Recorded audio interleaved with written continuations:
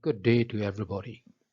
I am Dr. Momo A, a former associate professor in biochemistry and head of the medical education department. By this presentation, I would like to share my experience and knowledge on mindfulness practice. In fact, this presentation is my article published in Myanmar National Newspaper in 15 March 2019.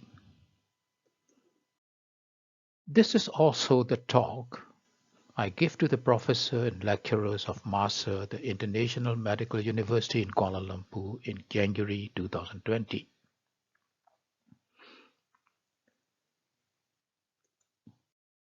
By this presentation, the message I would like to transfer to you is that the structure of your brain will change if you practice the mindfulness regularly.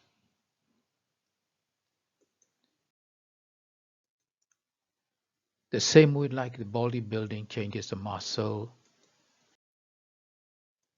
and the same way like the athletic training changes the heart. To begin with, I would like to compare a brain and a computer. A brain has as many as 80 to 100 billion neurons, which are connected to each other forming 100 trillion synapses. The connection between the neurons are changing throughout the life by the process of neuroplasticity.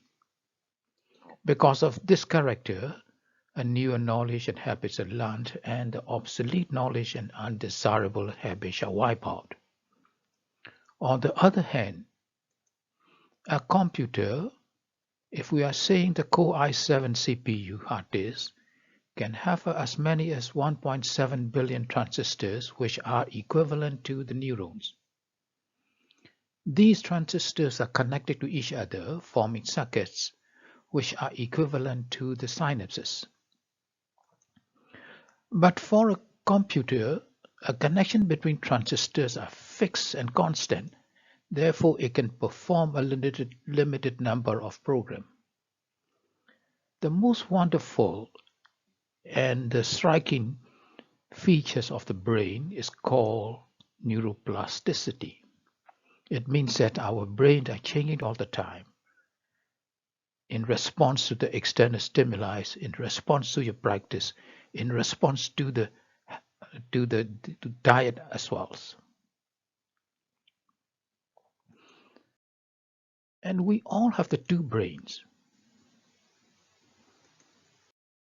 The one we call it emotional brain and other we call it a rational brain.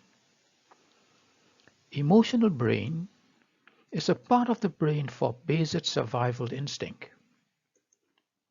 It is acted on emotions, feeling, fighting, mating, and possessing. Limbic system with the amygdala body are responsible for this. By default, this part of brain is active all the time. On the other hand, we also have rational brain. This is the part of the brain responsible for reasoning, problem solving, learning to control emotions and empathy. And this part of brain distinguish us from other animals. Prefrontal cortex is responsible for this, and this part of brain is active only when you make it active.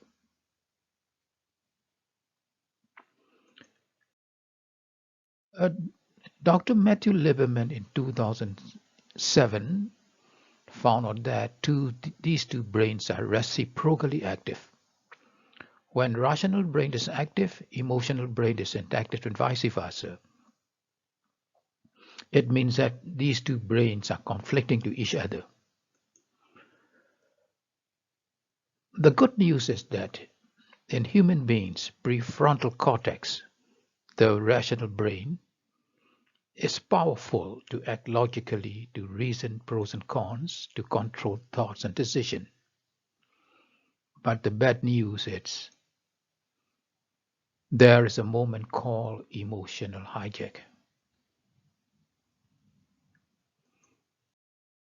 Emotional hijack is a moment when the activity of emotional brain outbursts and overpowers the rational brain.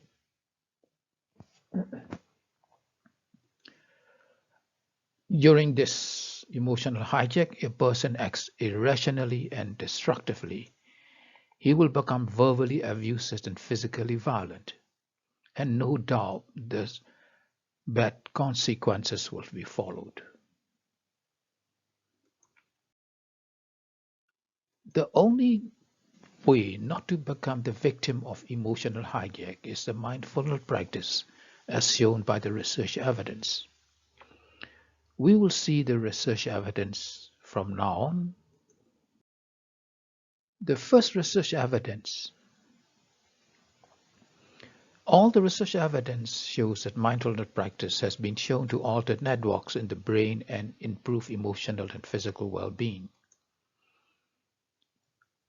Functional MRI allow researchers to look more details not only to the changes in the brain structures but also in the activities.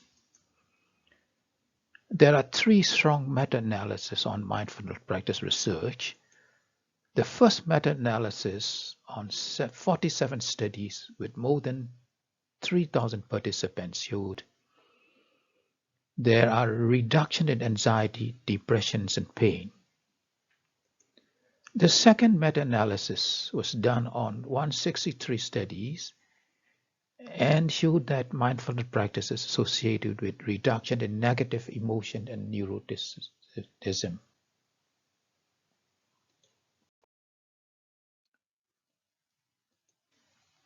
And the third meta-analysis on 21 neuroimaging studies with 300 experienced meditation practitioners shows the 8 brain regions were altered. And these are the 8 brain regions: rostrolateral prefrontal cortex, sensory cortex and insular cortex, hippocampus, anterior cingulate cortex and mid-cingulus cortex, superior longitudinal, fascicular, and corpus callosum. In plain English, these are the regions, the cortical surface, the most upper layer of the brain, where the white matters are there. They found the changes in the density and thickness in this area.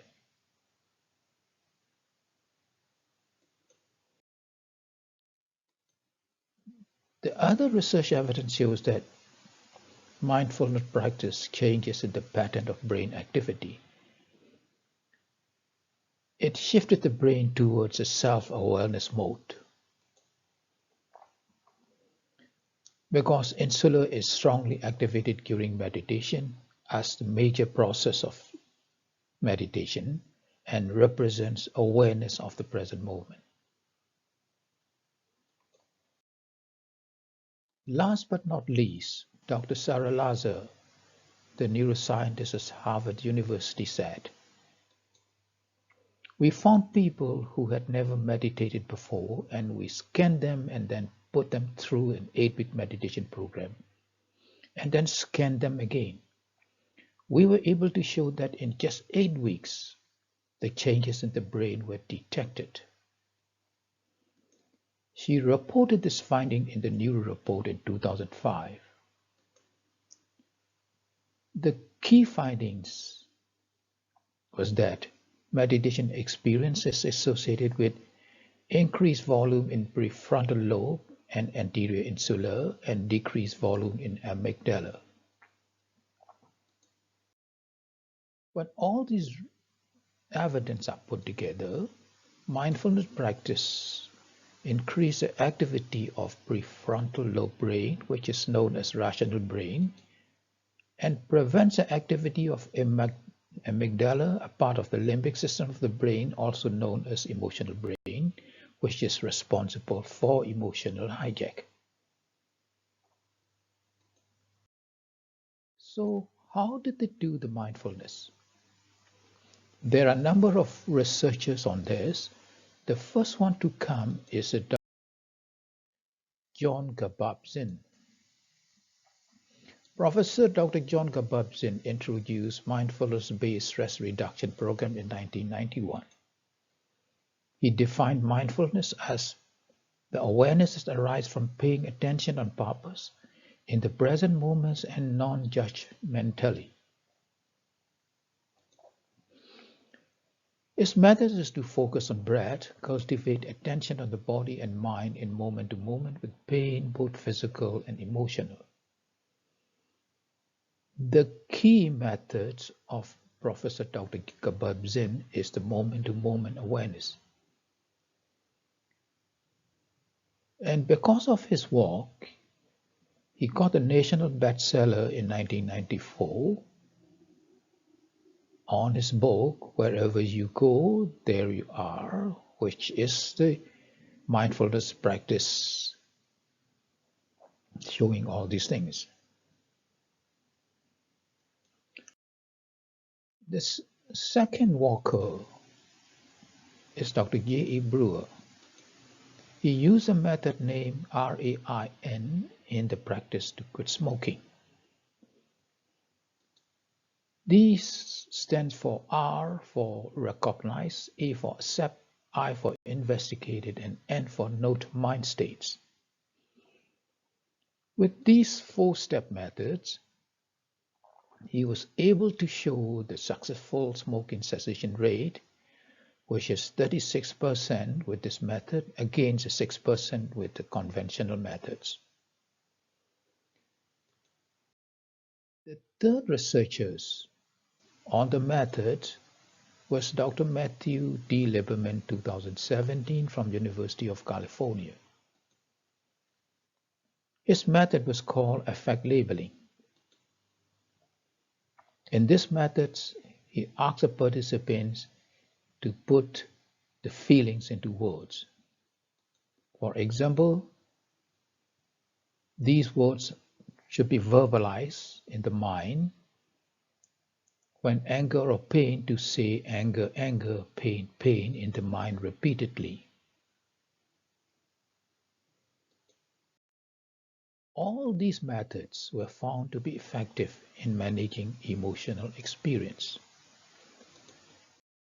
The take-home message for us is that mindfulness practice as short as 8 weeks can change structure and activity of your brain. Changes occurs in such a way that your rational brain becomes powerful and your emotional brain becomes weaker. This practice, discovered over 2,500 years ago, is now regarded as must-do practice rather than nice to do. Thank you for your attention, and let's start the mindfulness practice now.